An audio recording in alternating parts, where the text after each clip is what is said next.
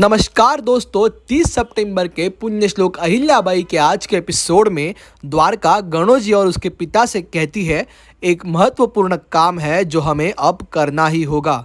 गणोजी, आप परीक्षित को परीक्षण के लिए पूरी तरह से तैयार कीजिए। तलवारबाजी, युद्ध तंत्र, इन सब में उसे इतना पारंगत कीजिए कि वो मल्लाराव जी के परीक्षण में सफल हो जाए। इस पर गणोजी का पिता कहता है, लेकिन इसमें हमारा क्या फ़ायदा। इस पर गणोजी कहता है, सासू माँ सही कह रही है। परीक्षित को सरदार का पद देने की बात पर खंडेराव की नाराज़गी देखकर अब मल्लाराव तो यही चाहेंगे कि कैसे भी करके परीक्षित परीक्षा में सफल हो जाए और खंडेराव का वचन बना रहे और उसकी नाराज़गी भी दूर हो जाए। और जब मल्लाराव जी को ये बात समझेगी कि परीक्षित को परीक्षा में सफल होने लायक तैयार हमने किया था, तब वो हमारे कर्जदार हो जाएंगे। इस पर मुस्कुराते हुए द्वारका कहती है, बिल्कुल सही कहा आपने जावई बापू। घाव अभी ताज़ा है और उस घाव पे जब कोई पराया मलहम लगाता है तो वो पराया अपना लगने लगता है। हमें तो पूरा विश्वास है कि मालवा के उत्तराधिकारी होने के लायक सिर्फ आप ही है। और यहाँ दुखी और नाराज खंडेराव अपने कक्ष में बैठकर मृदुंग बजा रहा होता है। उतने में ही वहाँ परीक्षित आ जाता है और खंडेराव के पास जाकर कहता है, दोस्त मुझसे भी नाराज हो। इस पर खंडेराव कहता है, खाना खाते समय जो भी बातें हुई, अगर उसके बारे में बात करने आए हो तो हमें बात नहीं करनी।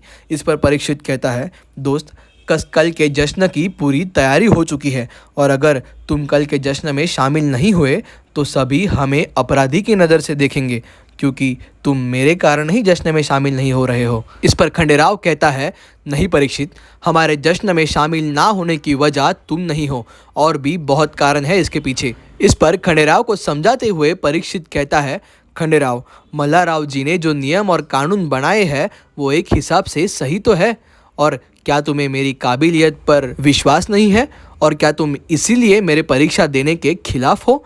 इस पर खंडेराव कहता है, नहीं दोस्त, मुझे तुम पर और तुम्हारी काबिलियत पर पूरा विश्वास है। इस पर परीक्षित कहता है, तो फिर दोस्त छोड़ दो ये नाराज़गी, क्योंकि अपने परिवार से पहले अपने राज्य के बारे में सोचना ये मल्लाराव जी का कर्तव्य है। अगर तुम कल के जश्न में शामिल नहीं हुए तो पिता की पीड़ा, माँ के आंसू और पत्नी का दर्द, इन सब के कारण हम बन जाएंगे और हमें इन सब का कारण नहीं बनना है।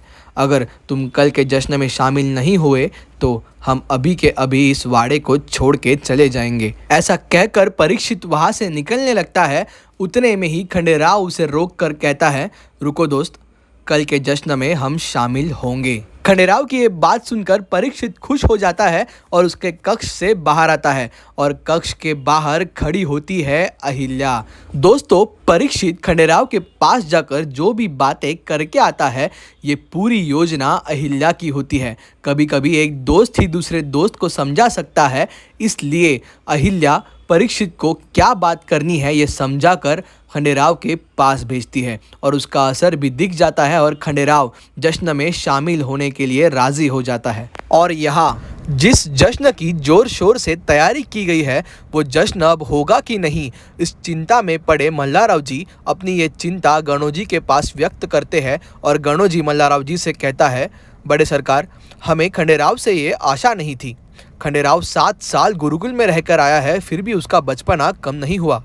माफ़ करना बड़े सरकार, पर हम खंडेराव पर आस लगाए बैठे हैं कि वो उत्तराधिकारी होंगे, लेकिन जो बेटा अपने पिता की भावनाओं को नहीं समझ पाया, वो आगे जाकर राज्य की भावनाओं को कैसे समझ पाएगा। इतने में वहाँ अहिल्या आ जाती है और खुशी से मल्लाराव जी को कहती है, बाबा साहेब, छोटे सूबेदार जश्न में शामिल होंगे। ये बात सुनकर मल्लाराव जी के खुशी का ठिकाना नहीं रहता। अहिल्या आगे कहती है, थोड़ी सी नाराज़गी थी, पर प्यार से समझाने पर वो समझ गए। और इसके बाद गुणोजी की तरफ देखते हुए अहिल्या कहती है, और दाजी, बात बचपने की नहीं, दिल और दिमाग के लड़ाई की है। छोटे सूबेदार दिल से सोचते हैं। और मल्लाराव जी के वहाँ से जाने के बाद अहिल्या गणोजी को कहती है, गणोजी दाजी, आप इस घर के जावई हैं, जैसे आप अपनी सेना को एकजुट होकर लड़ना सिखाते हैं, वैसे ही अपने घर को एकजुट रखना आपका धर्म है। पिता पुत्र के रिश्ते में दरार पड़ रही है, ये देखकर उस दरार को भरने की बजाय आप उस दरार को और बढ़ा रहे हो। मुझे आपसे ये उम्मीद नहीं थी।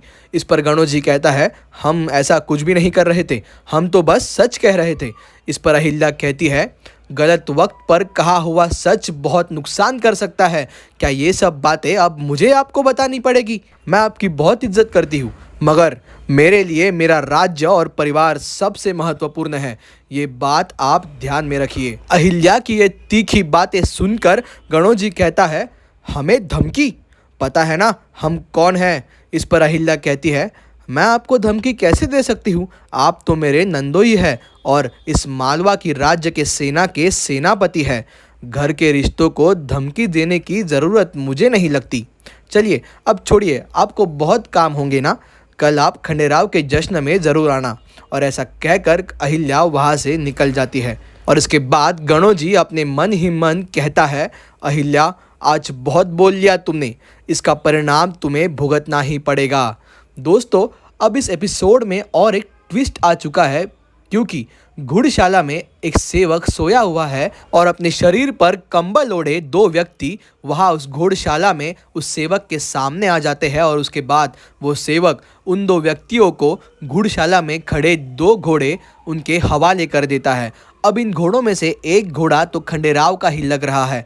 अब चिंता की बात यह है कि ये दो व्यक्ति कौन है और ये व्यक्ति उन दो घोड़ों को क्यों लेके जा रहे हैं और कहाँ लेके जा रहे हैं। दोस्तों आगे के एपिसोड्स के अपडेट के लिए चैनल को सब्सक्राइब करना मत भूलिए और अगर वीडियो पसंद आया हो तो प्लीज़ लाइक कीजिए। धन्यवाद।